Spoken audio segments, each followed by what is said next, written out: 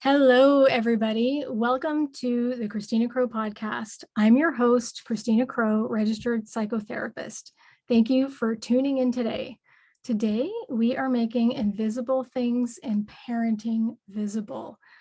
Today, I'm sitting with my dear friend and colleague, conscious parenting coach, Sabrina Belo. Sabrina is a certified conscious parenting method coach of the Dr. Shefali Institute.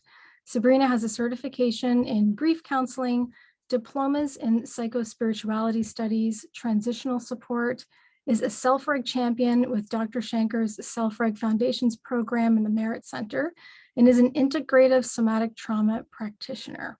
Sabrina has been with the Dig a Little Deeper team since August 2020, after I stalked her online and chased her down for about 6 months to come have a coffee with me, and probably terrified, she relented, and we met in a public setting.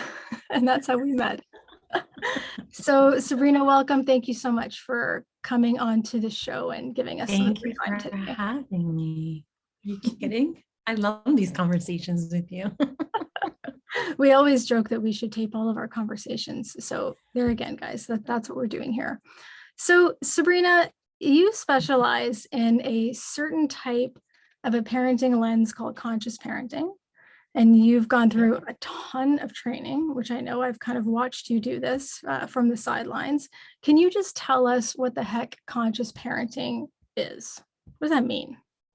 Okay, I'm going to start with it being so radical as it aligns with my personality, right? Not traditional, that's for sure. Right. It is parent focused. It's relationship focused. It's need focused. It's connection focused. Whereas the traditional style of parenting was definitely more authoritarian, right? There was control, there were fears. We're still there, I think, even though we're in the 21st century, we're still holding on to a lot of old conditions whereby our children are literally being birthed awake, aware, so honest, so truthful, that we really need to start focusing on our own adulting, if you will, as we become parents. So the conscious journey is really about reframing, widening our lens, having a new perspective, and seeing our children as teachers versus seeing them as objects. And that's a big one for parents. Why would they be my teacher, right? Yeah, I love that. But when we can practice that, which it takes time to adopt that new mentality, is that we're recognizing in our kids is that the events that are taking place that are triggering for us, and I know that's often this word that might be overused in today's culture, but it identifies that response, something I'm reacting to, is caused by, right? And so when our kids are doing it, the tendency is to just go head to head, right? This is power. This is control. I know that feeling. So do I. Yeah. But what we're trying to do is create this pause, because this is where the self-reg, regulation piece comes from too, is opening and understanding, oh, what is happening here? Like, if we really took a pause and asked ourselves, would I have done this? Like, I would have been terrified to communicate with my parents as a child. Like if something was not going on or something wasn't going my way. I don't even know if it would have occurred to a lot of us that that's who we should be telling our things to, right? Right. We didn't talk about feelings. No. Oh, geez. Feelings frightened parents, right? Yeah. They didn't know. And this isn't about blaming. So this frightened parents, right?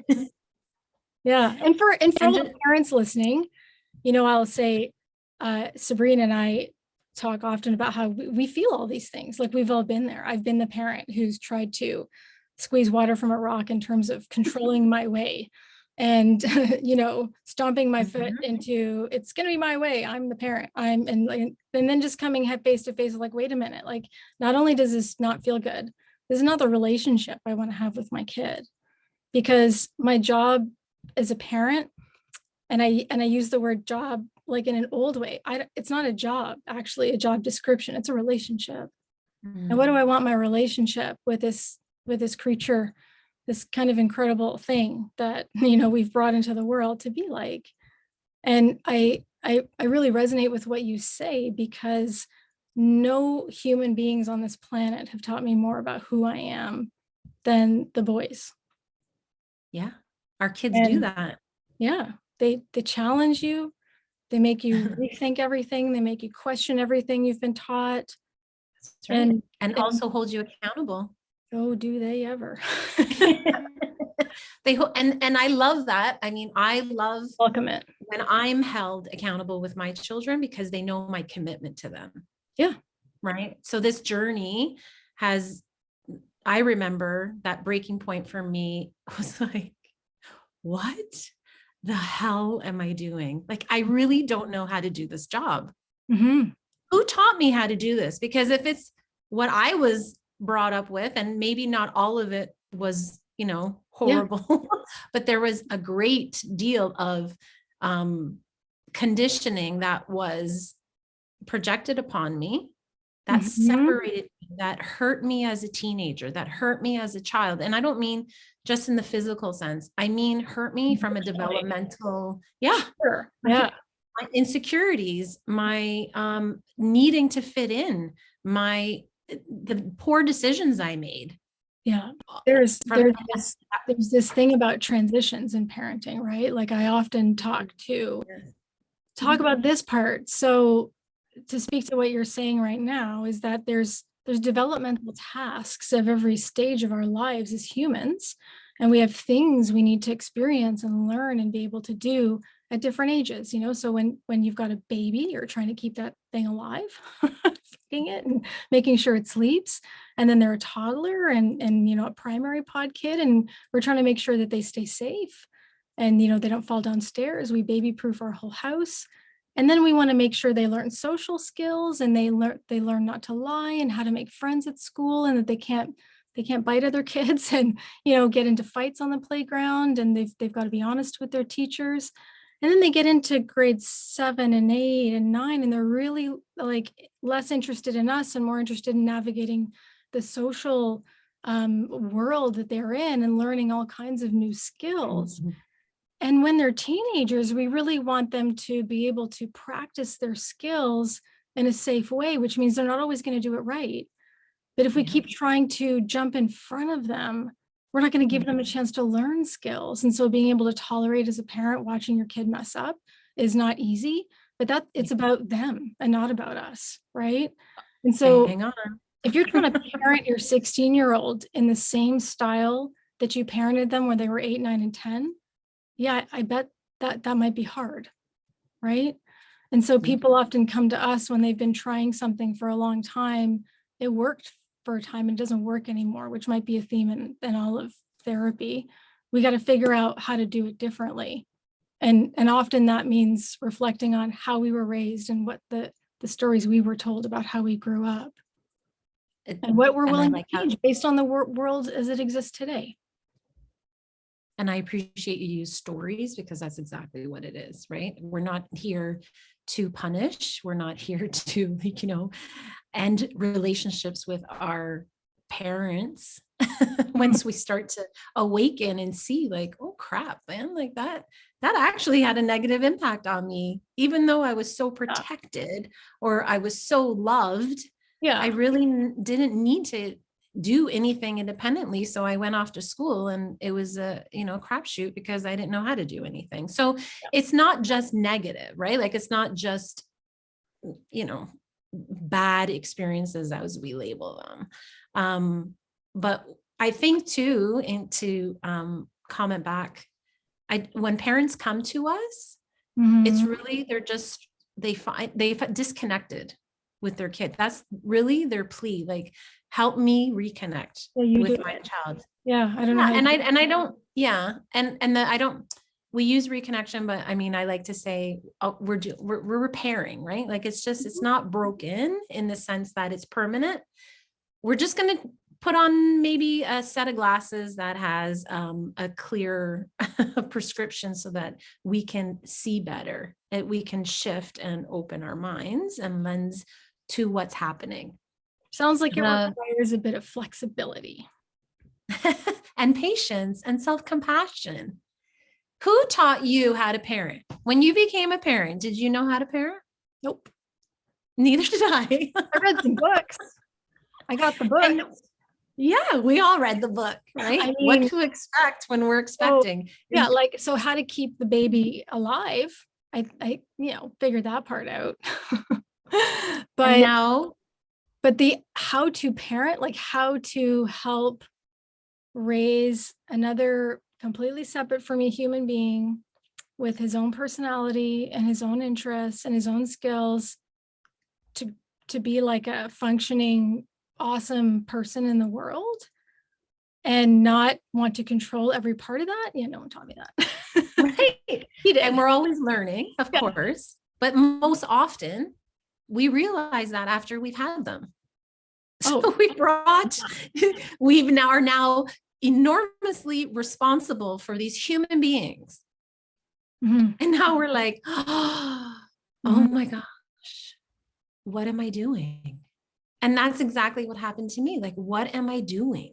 Yeah. And so I read tons of books. Shefali's work resonated with me because it was about me. And that was some huge lessons in my experience. That's the controllable though. You're the controllable. We're the controllable parents.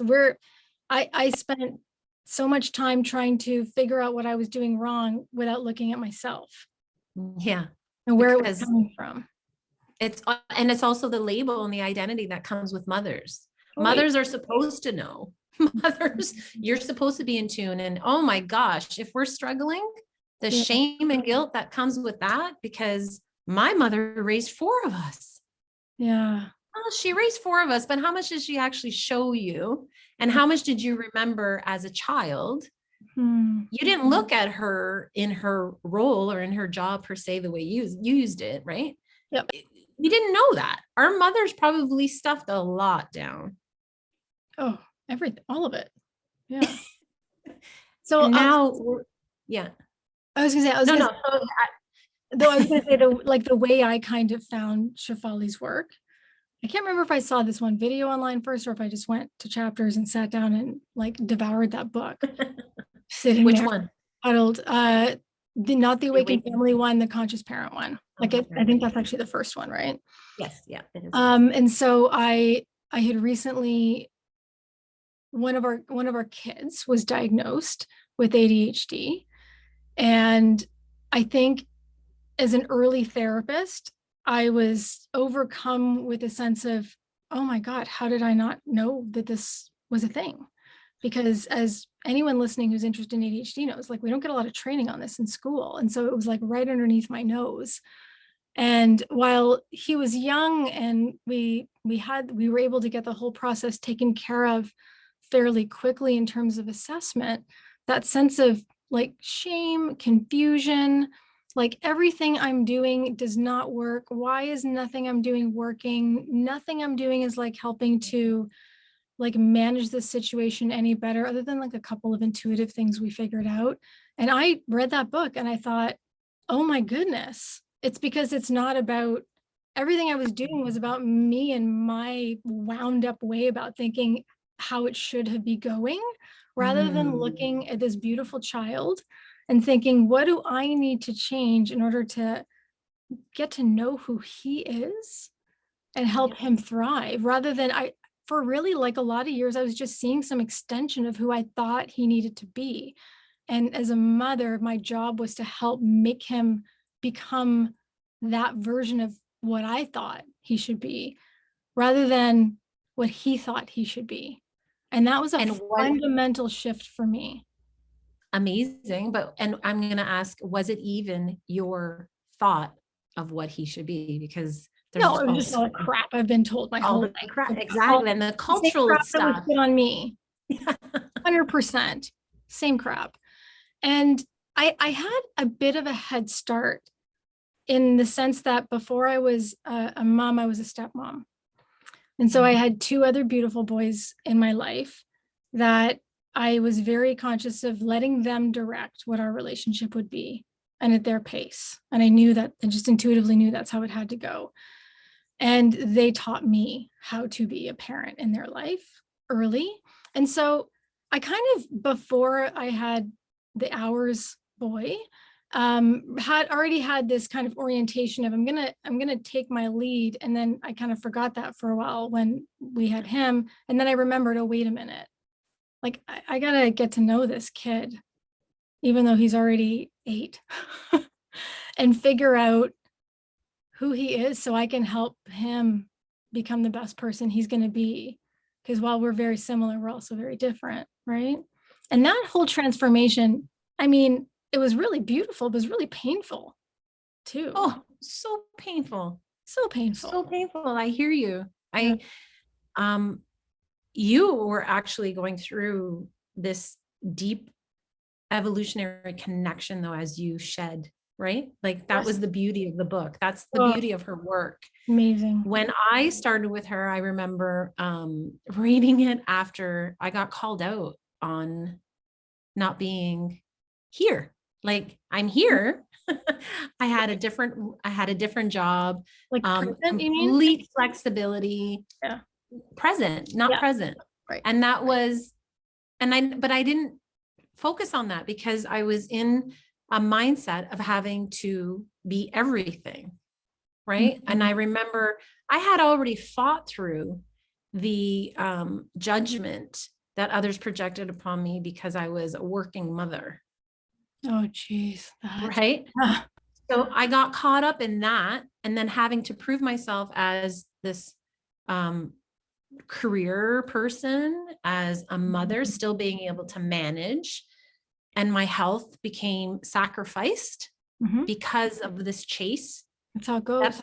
That's how it goes. And literally my mind and body separated without me being conscious of it. I come home, pick up my kid, and he like just literally sits down and says, I said, "Oh, you don't look very happy right now. I don't like your job." I'm like, "What? Like, what are you talking about? You don't like my job?" Meanwhile, here I am fighting for my identity with all these, my mother and the wise women that I had so much respect for who were judging me for working while I had children, which again, that in itself, it was important for me to have that purpose and my own identity outside of being this mom. Yeah. So, that was that first. And then when he said that, I was just like, what do you mean? I'm able to go on field trips with you. I'm able to be home for when you come home. I do all kinds of things with you. We have flexibility. That's why mommy works so hard at night. That's why mommy is, available to you. So sometimes at night, and I'm projecting onto him that he is the problem. He's the one that has to understand because I'm so wounded by this simple statement. Yeah. All the moms listening who have had a kid, and dads and stepmoms and guardians and grandparents who have had a kid say, "You work too much." Right? Yeah. What? When my job pays for all this stuff, blah, blah, blah, blah, right? Blah. We defend ourselves and we get defensive instead of listening to that. Exactly. That's my point. I want you. Yeah. Oh my gosh. It was like a gut punch. Oh. And I was so grateful that I had the seeds planted to listen and to be different, because in that moment, it took me back to my own childhood when I wasn't heard. Yeah. And I was like, oh my God. And so I took that to heart. Like that was a pivotal moment and a huge positive shift in my parenting relationship with the kids. So bringing us back to presence allows us to also open the space for listening. And the listening can be hard. Well, because they're saying really such simple things to us. Kids are great at expressing their need, and before they're really sophisticated at language and just saying simple things like that, which it doesn't take much to peel that back, when they're behaving in a way that's designed to get our attention, that means they need our attention. So we need to slow down and give them the attention. They're kids, right? Exactly. And this And narrative out there that, oh, if they're acting out, they're trying to get attention, therefore we should not give it to them. That doesn't work. It's biologically incompatible with how humans are wired. It worsens the situation, in fact, right? or the again, back to the very traditional and authoritarian way of punishing. That it was enlightening for me, because when you take the parent focus and the need focus, so in this moment I heard his need, right? So I took that and I had to look at myself as the parent, and then I went to finding a way to understand going forward what kind of connection I want with him, because that hurt me, that he felt, even though I was around physically, I wasn't around for him emotionally. Yeah. And so all of these things she put together for me. Distractedness, right? Like you're physically there, but your mind is still managing your schedule and all the next things so that you can just keep up this pace, right? Pace, the duty, the like all the tasks, right? The check marks were like check, check, check. But then in that moment, because I was that was the initial change. But before that, I just did what I knew. Like I didn't take time to investigate my parenting style and learn it and understand it better, because I don't think anyone really does. We're always doing it later because something's happened. Pivotal thing that happens, that if the moment is right, it strikes you, and that's the moment that the consciousness breaks through. And then it's like it's screaming at you from that moment after that, and it can't stop, because once you see, you can't unsee. And then it becomes conflict, is like, what do I do about it? What do I do about it? And that's where that piece, like, we were taught to be punitive. So we end up reacting, we end up consequencing, and we can't look at really what's the impact of that. Is there really a benefit to that? And that's a lot of the challenge that I give back to the parents in my sessions. Like, let's talk about it. What if it went this way? What's the benefit? What's the gain of you taking something away from them? Just asking. Let's have some insight here. Because if there isn't one, if there isn't an emotional gain, if there's no connection, what's happening then? It really doesn't do anything. And the goal is that we as parents create the connection with our children that's based around that sense of safety, honesty, being able to rely on us no matter what. Because like you said earlier on, these kids are going to make mistakes, and that's okay. Yeah, that is okay. Yeah, they're supposed to. We all have. Yeah. And we still do. And that's one of the things I say to my kids, like, hey guys, I hope you're just, my job right now is to just reduce your therapy bills. Later. Here's your education fund, and here's your therapy fund. And if you can pay at least half of what I did a good job as a parent. I mean, but I joke about it, but in all seriousness, I allow myself to now be honest with the kids. Like, I tell them a lot of what I didn't learn in my modeling, in my environment, and a lot of things that I was exposed to that I don't want to carry over. And sometimes that takes time. So being honest about my own change and my own commitment to them, to be really as present, but, as mindful as I can be of my own crap and my reaction to them. I want to be more responsive. I don't want to be reactive. I lived in a reactive environment. And then I worked many years in a different career in a very reactive environment. Yeah. It took a lot of unlearning that. Yeah. It doesn't To learn. do anybody any good. Nope. No. What would you say? So when parents come to you and they undertake to learn this new perspective and mindset and shift into a conscious parenting mindset, what changes in family life? What does that feel like for people? Well, the first thing that changes is the journey that parents are not alone. We're not alone. And once we can say that we're not perfect, that actually frees a lot of the pressure that So we much carry. pressure. People put so much pressure on themselves. So much. So much. And it is right. Pressure is often self-induced in some ways. You know, we see our peers doing the same things, but no one really talks about whether we should be doing what we're doing. And so it's very isolating. And as we know in mental health, when we get isolated emotionally, that's pretty depressing and lonely, right? So you're right. I see that like a reopening to reconnect just as a human being to yourself and to other people. So Shefali's program offers us a lot of tools as well. And one of the things that we start off with parents is replacing the shoulds with coulds. So I give them some worksheets, and that is really noticing the as is the first step, and replacing the shoulds with the coulds, because the should is the pressure in itself. Like an example specifically? Well, I should have been the mom who knew my kid was feeling my absence. Oh, you're calling me out. Everyone, I could have therapy session. Okay. Now, okay,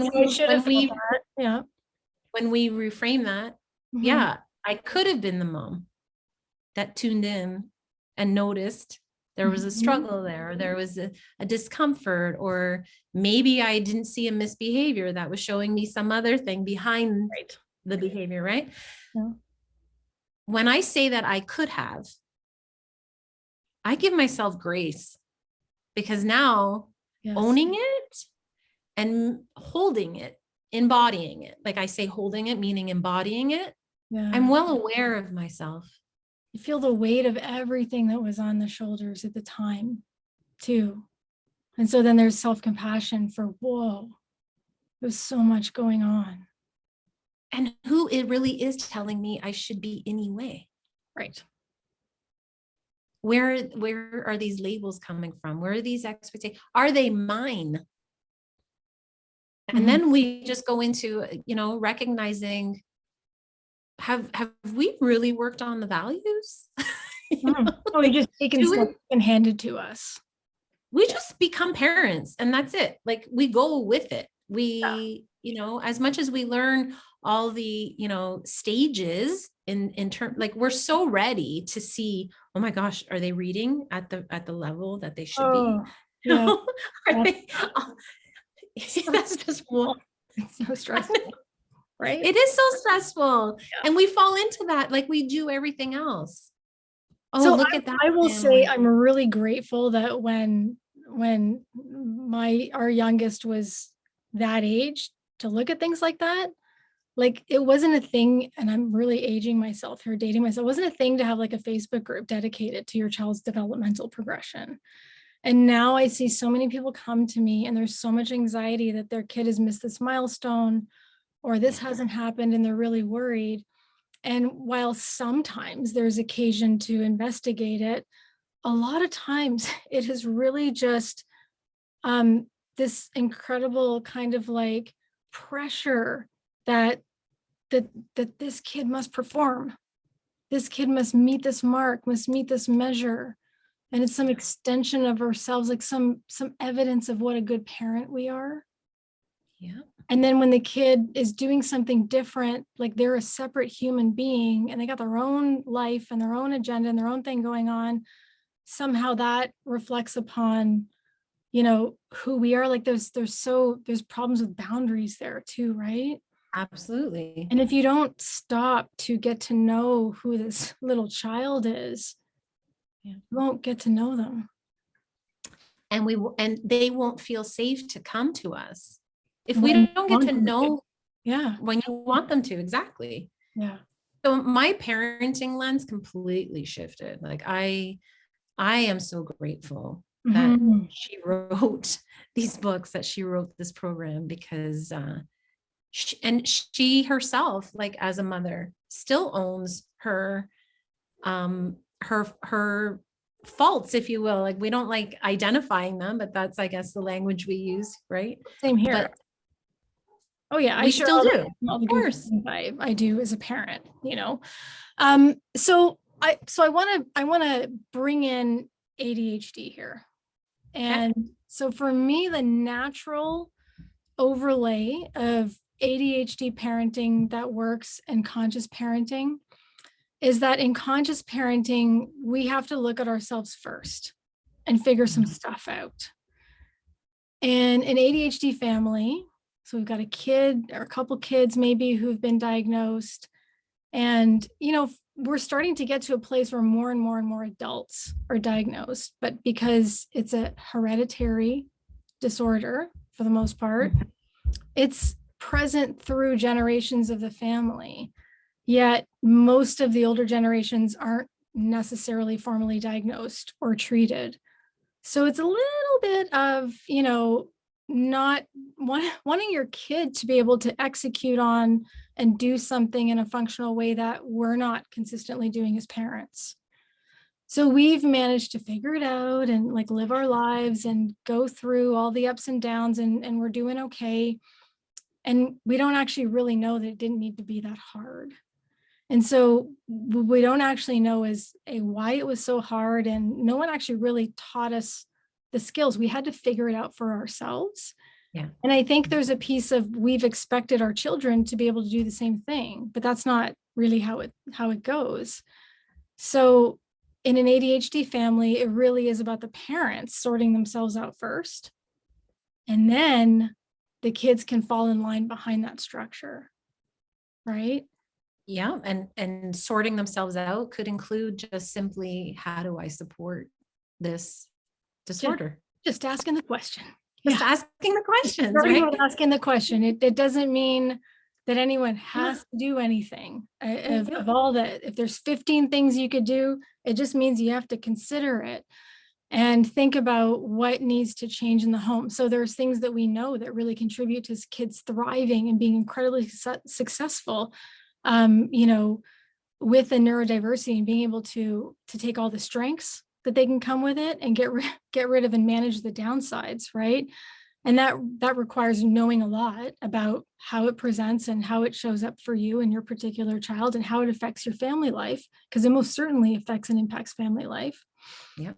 But then being able to roll up our sleeves as parents and say, all right, this is the curveball life has thrown.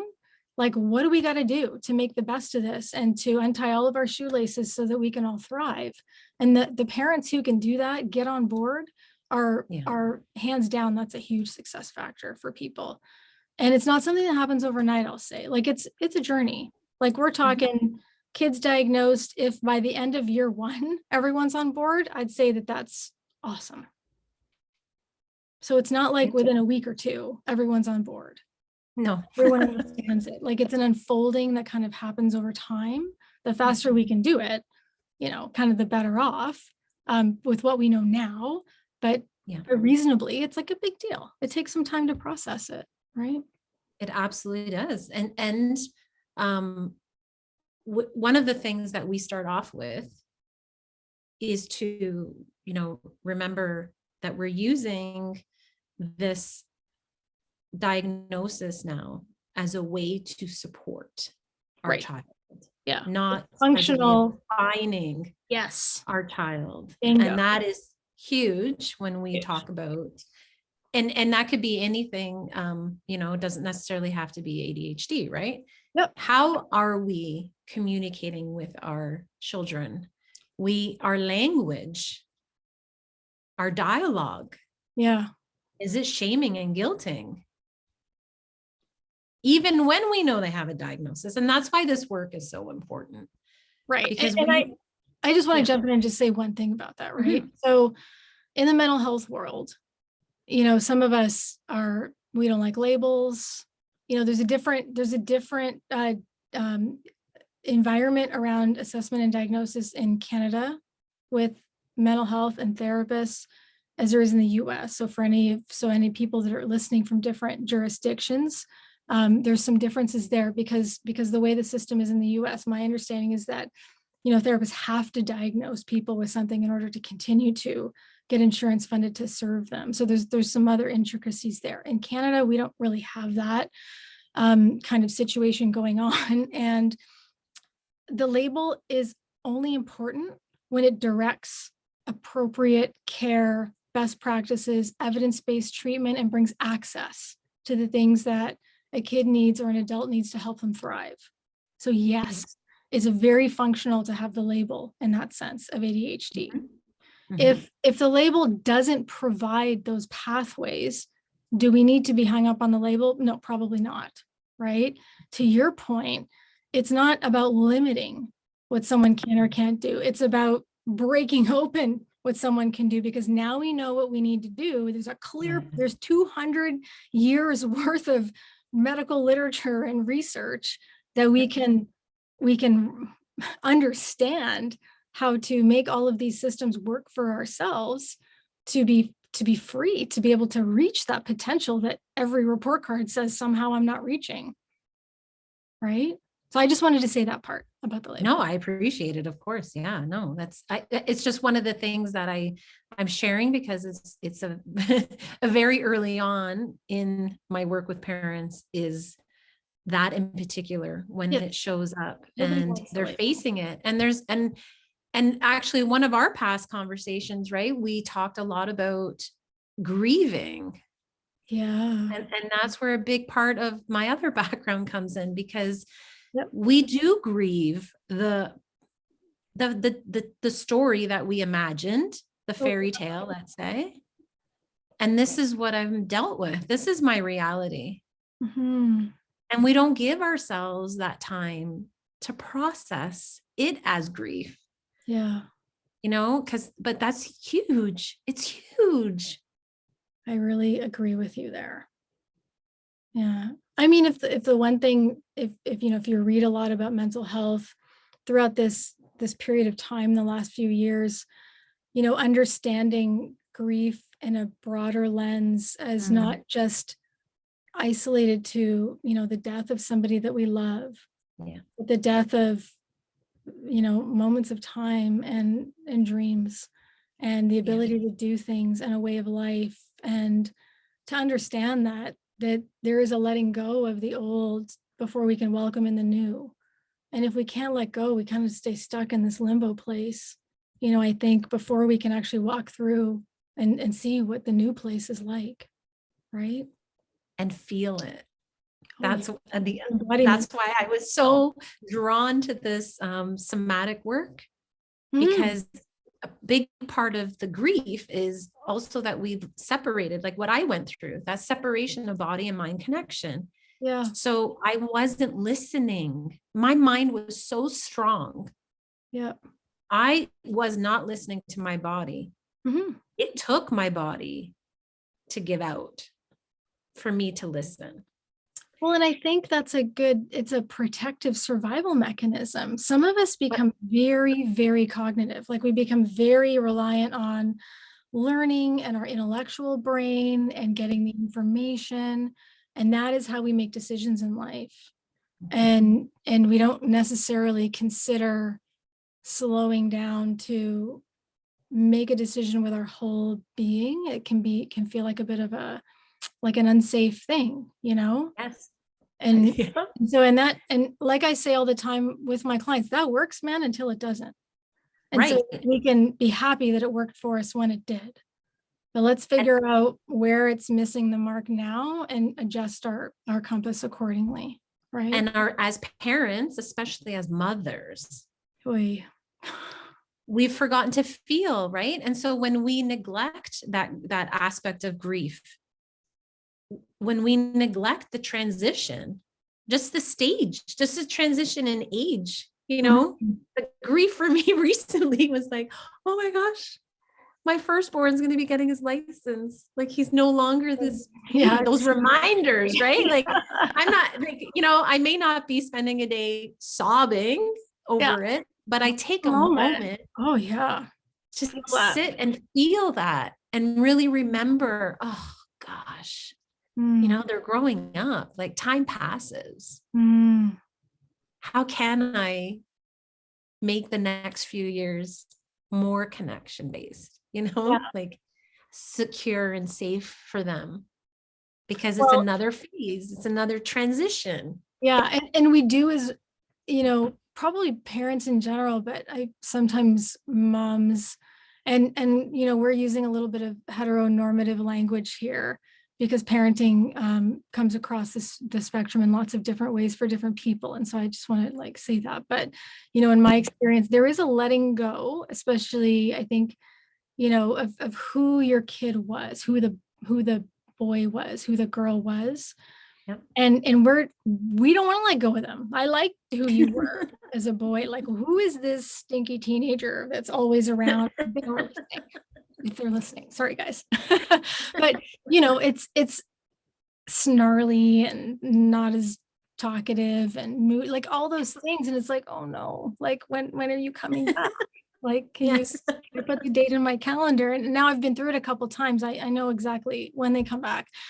But if we don't let go of that kid that we miss, we won't get to know the adult they're becoming.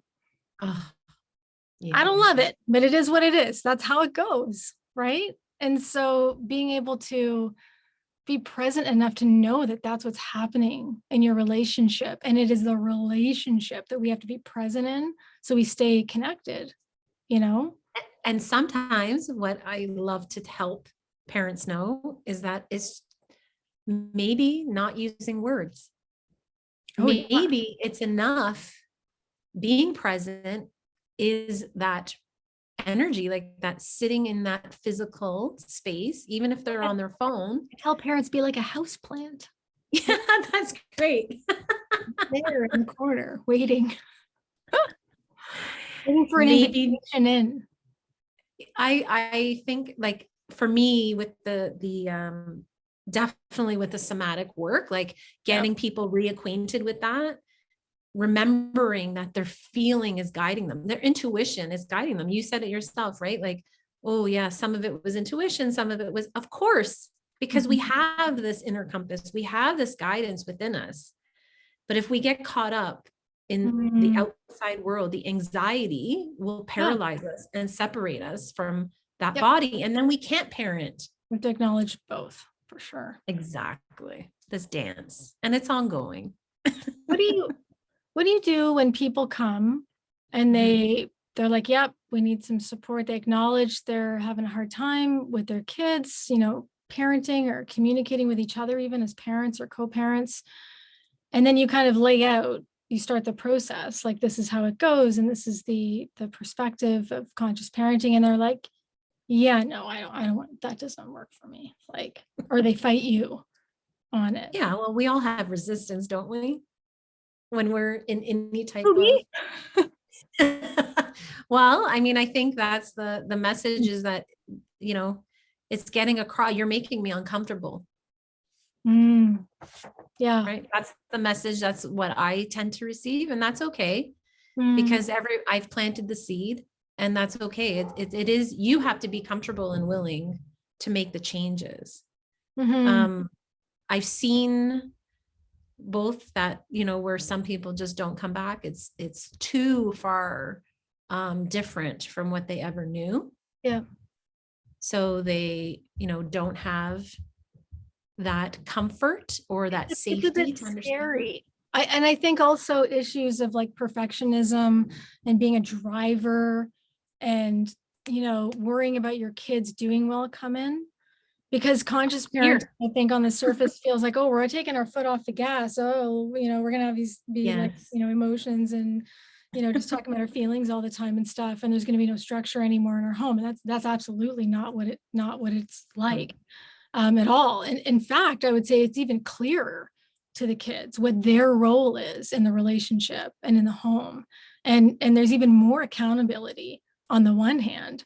At least that's, implementing it in our home. That's definitely been our experience. Like anyway, I'm not going to get into our kids, I suppose, right? I didn't get their permission to start telling stories about them before this recording. But, I will say that I think people would just be really surprised at how releasing a little bit of control allows so much more. Everyone else gets to step up to the plate, right? And it's really lovely how that unfolds over time. And if people are just willing to trust themselves, like their own wisdom. And that's where it goes into the parent focus. And you feel more aligned. And then then it's okay. As long as you're aligned, you can do anything. Yep. And what you said about that, that introspection, really, right? When we look at ourselves as the parent, we are seeing ourselves as a person. And I think that's one of the big wins that comes from this work, is that we have to understand we are literally the head of the environment, right? The adults in the space. There's absolute structure there. Yeah. And the environment is what the children are seeing and learning and becoming. Like the soil in a pot, right? Yeah. We're the ones that went to the plant store and chose the soil to put in the pot. So if the plant's not doing well, hey, the buck stops with us, not the plant. Right. Great analogy. Never heard that one. I love metaphors. Metaphors, yes. Yeah. So, but what comes from learning to let go a little bit is that lesson in who I am. Now, who have I become as an adult? I'm here now. I'm this mother, but what more am I? Do we look long-term? Yeah. Do we take the time to actually just say, what kind of relationship do I want with my kids in, like, let's say 10 years? Right. Yeah. Because we're so focused on now. I have to intervene. I have to control. I have to make it this way. This is how it has to look. I need to do this for you. I'm doing this because I love you. Take a breath. Yeah. Take a breath. We can be a bit too fixated on goals sometimes, guys. A little bit too much. And we need to think more about, I think, who we are and our values. And leading with that, a lot of the other stuff, it just comes out okay in the end. It comes out in the wash. We have to trust that every person in our family that's in their journey will do what they need to do when all the conditions are good. And in an ADHD family, it really is about our external conditions.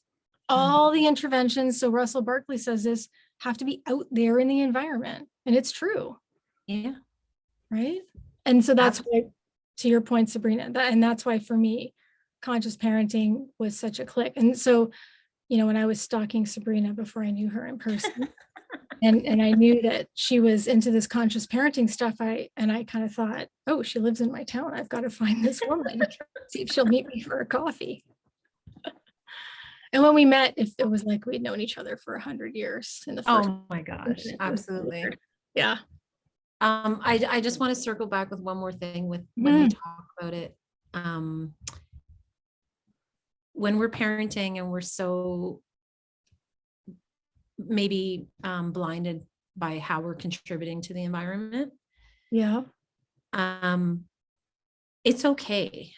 Like, this is where when we create that space for letting go, and like you said, like path of least resistance, I guess, invites that love for self. And why do we need that? So love for self is key, and the foundation of values is key. I'm finding more and more, even in my own relationship, I don't, like, now we have, but I don't remember sitting down and saying, hey, what kind of like principles and values are we going to raise our kids with? Like, what do you think? Where do we, I didn't sit there. We didn't talk about it because we just thought it was all going to go with flow until it doesn't. But the reason we do it, love for self, allows us to have that self-compassion. It allows us to take our time with maybe some decisions or, working with what we're given. But we live in a culture that's so instantaneous that I think it's filtered into parents too, that we need to have the answer right away. We need to respond right away. You can say, hey, listen, I don't know. I need time to think about my answer. Yeah. I need 24 Whatever they're hours. I asking need for. 48 hours. Yeah. Or, I actually don't know. I don't know because, you're my firstborn and I've never done this before. Mhm. And I'm going to give myself permission Yeah. to just sit with it and learn and kind of trust what I'm going to come back with. And in that honoring and that witnessing, we are knowing and going back to the values. It's for me, it's like I teach my clients as it's a resource. Mhm. When we can be aligned, when we understand Mhm. the values by which we are hoping to raise, right? So for me, Yep. my hope is that I can contribute to an individual who is independent, well integrated, knows how to treat people with decency and respect and kindness, Yep. and knows how to receive that as well. And expect it in return Yes. for your relationship. Yes. So the other thing is, as a parent, when you deliver this type of relationship to your child, then your teenager, young adult expects this is the model of a relationship. So then later, if they find themselves in a relationship that doesn't have those values, it will be obvious to them. They will be confused about whether they should stay or go, or whether this is for them or not. But if they have a relationship that's inconsistent, or that's, on the surface, the words are right, but then the actions don't meet that, they'll be confused. Practice what you preach, right? Yeah. It's big, like it's big stuff. And when we get to that place, oh my gosh, with some of the clients where we have that collaboration, Yep. Holy, like the results are amazing and very evident earlier than I would say doing it separately. Like, do you want to share with everybody like what that program is that you're referring to? A collaboration. Yeah. Well, we have another amazing clinician in the office, Tracy Frazier, who sees the kids. And what we saw, and early on my years, when I first started transitioning into this career, I worked with kids myself, and they loved learning. They loved to know, like they ate it up. You give them activities and play. Oh my gosh, amazing.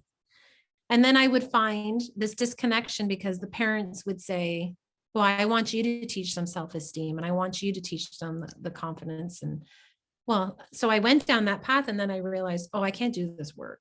Yeah, I love these kids. Home with the parents. The parents are out of the loop. They don't know what's happening in the room. Yeah. And I would work and give them, a follow-up and all this, homework to do and help their kid and all this. And it never got done. It was just the kid, a child would come back and say, well, no, we didn't do this and we didn't do that. And I said, okay, this is too stressful for me because I see you guys loving this so much. Yeah. And we got to find a way. And then when Shefali's course came to me, realizing, this isn't about the kid, this is about the parents. So with Tracy, who works with mostly a majority of children, is I think it's a majority. I don't think she's focused. She sees adults as well, but she's definitely our child therapist. Yeah. And so when it came to her recognizing and us talking, we saw a gap and we wanted to fill that gap with this opportunity where it's a collaboration where I work with the parents while she works with the child. And we take time, and it doesn't happen, at whatever pace we need to. We collaborate in seeing and listening to her client and my client, and we develop the strategy. So through a theme, right? So we're not sharing or breaking confidentiality, but it's through themes that we see, okay, so there's a lot of emotional reaction here. Yeah. you know, Yeah. so she's working through what's the emotional reaction on her client's part and what's it on mine. Yeah. And because we're not putting them in a room, and not that anything is wrong with family counseling, it's just a Yeah, different approach. right. We just tend to see like, oh, okay, this is what we're seeing here. These are the triggers that are causing these Work reactions. on it with your own respective lens.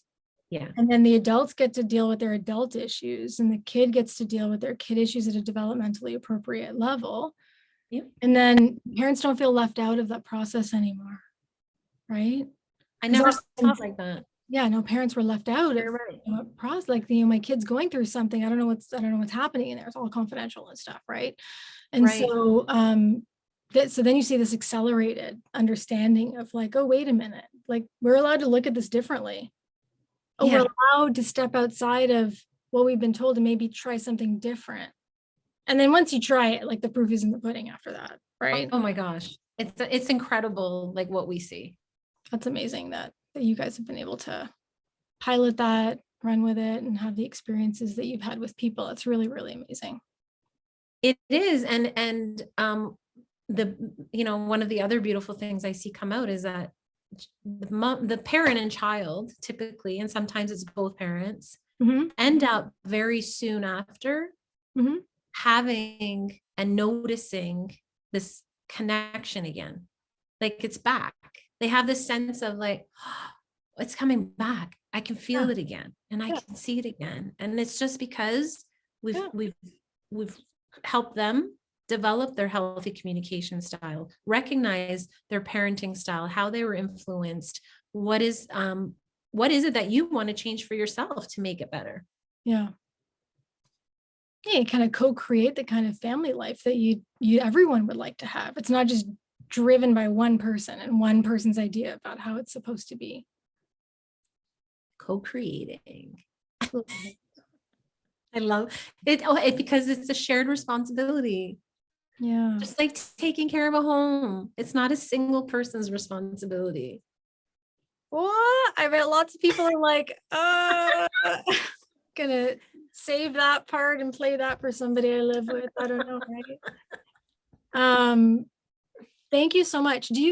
So we covered a lot of different things. And do you think there's anything, for people who this is the first time they're hearing about it, or maybe they've heard a little bit and they're not sure, like, that we haven't mentioned yet?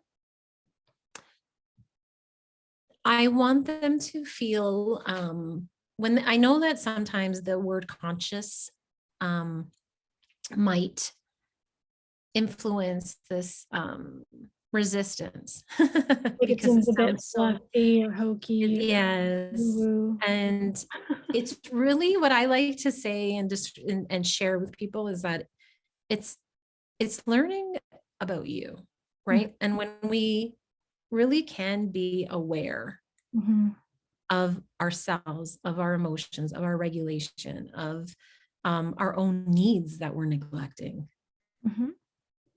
then we actually connect to intention. Right. What are we actually doing here?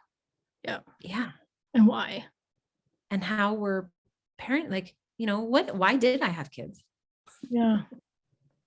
Whose idea was this again? Yeah. So it gives us this, I just want people to think years out. What do I want with my kids? For me, I joke all the time and I say, if my kids want to hang out with me, I hope they want to. I hope they call me up and say, hey, we want to come by, versus you have to. They're obligated to, or finding a way to avoid it. Oh, geez. Right. Right? So yeah, I think that's a really big thing. Like, if you want to do a little thought experiment and you think out 5 years, 10 years, 20 years, what do you want it to feel like in your relationship with your kids, in your body, in your heart, in your soul? What do you want it to sound like when they call you up or drop in? What do you want those activities to be like? And then what are you doing today to create the soil, the ground for that type of relationship to grow, right? And those are some kind of interesting things to think about when you think about your relationship with your kids. There's so many interesting pieces of this. I'm so grateful that you came and had the time to give everybody to talk about this. Where can people find you, and where do you want people to reach out and look for information if they've got questions and want to read more? Well, you can find me through Dig a Little Deeper. Yeah, I'll link that. You have all that. Mhm. I'm on Instagram. Mhm. I'm on TikTok. Facebook is questionable these days. Well, I don't know if I But should Facebook page. It's I know. yeah. But anyways, you can just Google me and I'm sure you can find me at some place, or through Dig a Little Deeper, right? That's the place to be. I have a YouTube playlist, actually a YouTube channel, sorry, with a playlist for parents. Okay. And there are a lot of resources there that like topics that we would cover over the client coach journey. So they can be prepared to see like, oh, this is what it is. This is maybe a little bit more about what it is. Yeah, cool. And we have some of that stuff too, as well, through the Dig a Little Deeper YouTube playlist. Yes. So I'll link both in our show notes so people can have that. Okay. Thank you for having me. And thank you for giving conscious parenting a voice, because it needs a platform. Like, we live in a world like so caught up in the future thinking that creates anxiety. We're not future thinking the pleasure and the joy and the sacredness of being a parent. Yeah. And healing the parent relationship too. I do have clients that don't have children but are healing their own relationship with. Yeah. That's a really good point. Thank you for bringing that up too. For sure. And when it comes to issues of having big things needing to heal, I mean, do any of us, if you're a human, you probably have some developmental trauma, like little T. It's okay. Like, we all have our things we've got to get through. And sometimes in therapy we say, we think about our parents, they didn't have the books, they didn't have the research we have now. They had different kinds of environmental traumas and their own trauma that they didn't even know they had. They probably still have. And so we say this thing sometimes where, they did the best they could with what they had. It's also okay to say it wasn't good enough, and to acknowledge that those two things can coexist, right? And to give ourselves the things that we need now, so that we're in a different place and we're not parenting from trauma, and we're not parenting from fear. We're parenting from a place of being regulated and abundance and offering safety to our kids, psychological safety, emotional safety, right? It's a totally different perspective shift. It is. And we're not parenting. I want to add to that. We also don't parent from the child lens. Meaning that we end up becoming parents, but we're really children inside, because we haven't dealt with our shit. Yeah. It's got an explicit rating right at the end there. Okay, I can't help it. I was very good today, wasn't I? I was clean, very clean. You're so good. Oh man, it's never gonna happen for me. Okay, so that is it for today, my friends. We hoped you enjoyed being a fly on the wall for this amazing discussion. You can leave us messages through the page on Anchor, and I will do my best to answer your questions on the next show, and then do individual show to answer very specific questions. Check out the show notes for all the relevant links we talked about today, and we will see you next Monday. Bye. Bye.